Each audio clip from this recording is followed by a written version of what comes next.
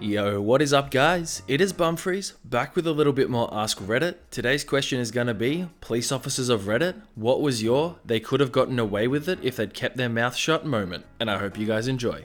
Also, please like the video immediately for bonus Bumfris points. Love you all. I was asked to help keep peace while two probation officers searched a guy's house. Before everyone gets upset, in most jurisdictions, you have to submit to a search of your person in your home if you're on probation. During the search, a PO lifted the probationer's mattress and said monstrously, "Wow." The probationer got upset and said, "Yeah, it's effing meth and a gun. Arrest me. I don't give a crap." Turns out the PO found a huge dildo, but after the guy opened his mouth, the PO lifted the mattress more and found a bunch of individually wrapped grams of meth and a Glock 17. The PO said that seeing the dildo was enough for him to ignore the mattress, but because the guy said something, he kept looking. The guy's attitude and his need to open his mouth got him 10 years in prison. You know, story number one, and I already have a feeling we're about to run into some of the smartest people that I've ever seen on Reddit. I mean, look, cut this guy some slack. He was honest, he told them that it was there, but then he probably ruined himself a little bit by saying, "Arrest me, I don't care." I mean, not the smartest of decisions he's ever made, I'd imagine, but I mean, he's in jail, so what do you expect? Currently watching live PD, and the guy told the officer, "I have caffeine pills in my back pocket," gets them out, puts them on the hood, and everyone's chill. Dude then comes clean and says it's Molly, and the officers look at each other and go, "Do we even have a test kit for that?" The other officer says no, and the dude's face just shows that he should have kept his mouth shut. I saw one the same ironically in my hometown, where a woman pulled off the highway unnecessarily with another car that the cop initially intended to pull over. She mentioned to the cop that she wanted to have a few words with the other vehicle because they were being a-holes and trying to race her. This is why the cop pulled the other car over, because they were speeding. Anyway, the officer tells her no and that she needs to leave and that it would not only be unsafe but also illegal if she got out of her vehicle like that on the side of a highway. She says okay whatever, and the cop proceeds to speak with the other vehicle, and she is still parked there, now yelling at her window at the other vehicle. Both the cop and the people are laughing and he still does nothing. Cop goes to write the speeding ticket and this lady gets out of her car and approaches the other vehicle. He finally cuffed her and put her in the squad car, all the while she's complaining that this is completely unfair. I was completely dumbfounded. Man, honestly, I gotta watch more of this live PD. I'll sometimes scroll through Facebook and see videos of it and just sit there watching them for hours, and honestly, it's actually such a good show. The most exciting thing we've had on a police TV show here is some dude sitting in his car in a parking lot who's just clearly crashed, telling the cops that he's been waiting for a mate. I mean, how dumb can you really get? Okay, so we had a DUI accident where a guy kept driving straight into the woods into a tree because his GPS was predicting a future street. He walked back to his hotel room and left his check-in papers in his car. So we go to the hotel and go to his room and knock on the door. He did not have to answer, but he did. He was pretty clearly drunk, and I asked him if he'd had anything to drink since the accident. He did not have to answer, or he could have told us that he drank after the accident, and he said, "No, I haven't had anything to drink since the accident." And where I'm from, you have 24 hours to report a property damage only incident, so it wasn't even a hit and run. So as I'm locking the guy up, he tells me he's a lawyer. I told him, "I hope you're not a defense attorney." But in his defense, he was drunk.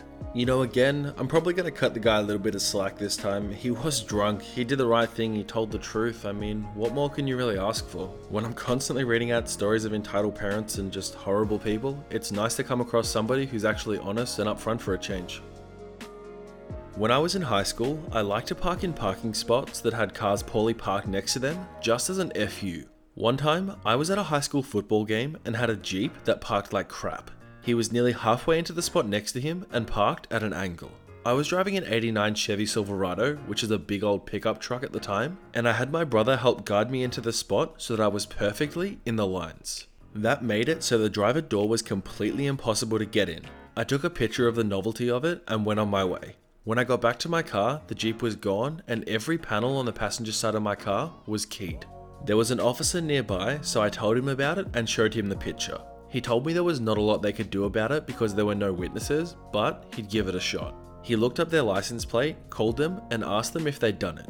They confessed and ended up having to pay $1,600 in restitution along with getting a felony. I mean, kinda seems like they deserve this, right? He's there parking like an a-hole, straight up not caring about anyone else around him. Somebody else tries to stand up and then he keys the entire side panel of their car. Like, you can't tell me that this person didn't deserve to get in some kind of trouble. A cousin of a friend of mine travels around the state to take in deadbeat dads. Gets to one place and a 4-year-old kid is home, dad isn't. So the cop starts talking to the kid, making sure he's okay and such. After a bit of this, the kid says to the cop, "Want to see my dad's secret garden?" He takes him to a closet with a false back, opens it up to see a small pot farm. Guy gets home to a few cop cars and a few charges. Not that the dad needs more of a reason than just don't leave your 4-year-old son at home, but this is just another reason why you don't leave your 4-year-old son at home. I was a cop on an Air Force base in Alaska. 3 guys robbed our Class 6 store and we responded to the store but got caught in traffic at a light on the way.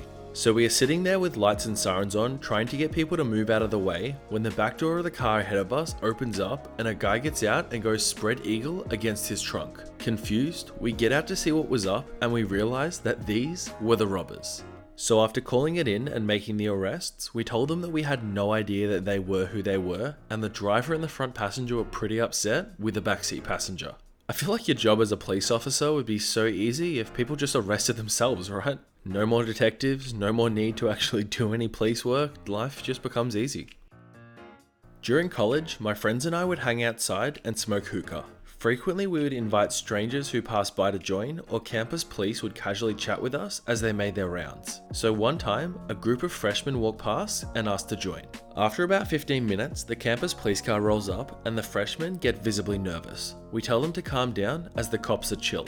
As soon as the cop gets out of the car, one freshman bolts and makes it about 20 feet before the cop tackles him. We all clap and heckle the kid. Upon searching him, the cop finds a bunch of weed, then he says, "You realize prior to running, I had no reason to be suspicious. I just wanted to talk to my friends over there," and points at us. The cop ends up writing a ticket and sends him off. I feel like this is so similar to the one we did the other day, who's the dumbest person you've ever met, because quite frankly, I'm pretty sure some of these people would fit the mold just fine. I had a roommate in college that was no friend of mine. He got in a fight at a bar and was kicked out. He tried to go back into the bar and got thrown out again, but a cop happened to be driving by the second time. The cop told him to relax or he was going to get arrested. He told the cop to arrest him, so the cop handcuffs him and puts him in the back of the cop car. My roommate then starts banging on the window. The cop then recuffed him with his hands behind his back. My roommate's stupidity carried on for the next couple of months. He was supposed to go to court over the whole thing, but didn't show up. Police showed up at his job, cuffed him, and brought him to court. Judge told him he would have just received a slap on the wrist, but he now had to send him to jail for a couple of days. He was scheduled to report to jail a week or 2 later, but didn't show up for that either. By this time, he disappeared. I never saw the guy again. Just think about how much better off you are spending your entire life on the run as opposed to just going to jail for a couple of days. Not only do you get the amazing benefit of having a criminal record for the rest of your life, but you're also wanted and constantly have cops hunting you down. What a great idea this guy had.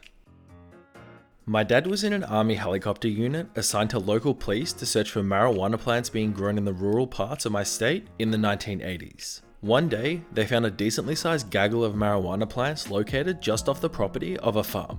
They landed their helicopter on the farm and talked to the farmer, asking him if he knew that somebody was growing weed near his property. The farmer got scared and immediately confessed that they were his plants. He was arrested by the police, and oddly enough, if the farmer were to have played dumb, the army and the police were just going to remove the weed and leave. It amazes me that these people who notoriously do bad things, like for example growing drugs or whatever else they do, leaving their kids at home, they just kind of cave so quickly. I don't know, I just feel like you think they would be better liars than that, but I guess I was wrong. In college, a buddy and I drove out to a house party, only for it to get busted as soon as we arrived. In an attempt to show my friend how cool I was, I started antagonizing one of the officers from the passenger seat of my buddy's car that was parked on the side of the street, telling him that I'd sent him the address to the next party, that kind of thing. We go back and forth until the cop asks my friend to move his car into the driveway. He asks for identification and runs my license. After about 30 minutes, he hands me a max fine ticket for a seatbelt violation. Clever bastard saw I wasn't wearing my seatbelt, so he had my friend move his car a couple of feet so he could ticket me. Don't you hate when your own arrogance gets the better of you and you end up getting a fine for something as petty as that, just because you couldn't shut your own mouth? I mean, was it really worth it? So this happened a few years ago. I was patrolling with my buddy at night and it was almost the end of our shift. Suddenly, we get an alert that a local nearby gas station had just been robbed unsuccessfully and that the suspect was supposed to pass by us in a red car. Indeed, seconds later, we saw a man speeding through the road. Details on the side, we ended up catching up with him on a dead-end street. When my buddy was handcuffing the suspect, I asked the suspect if he'd had something to do with the robbery. He repeatedly said, "I've never been there. Ask the ginger lady."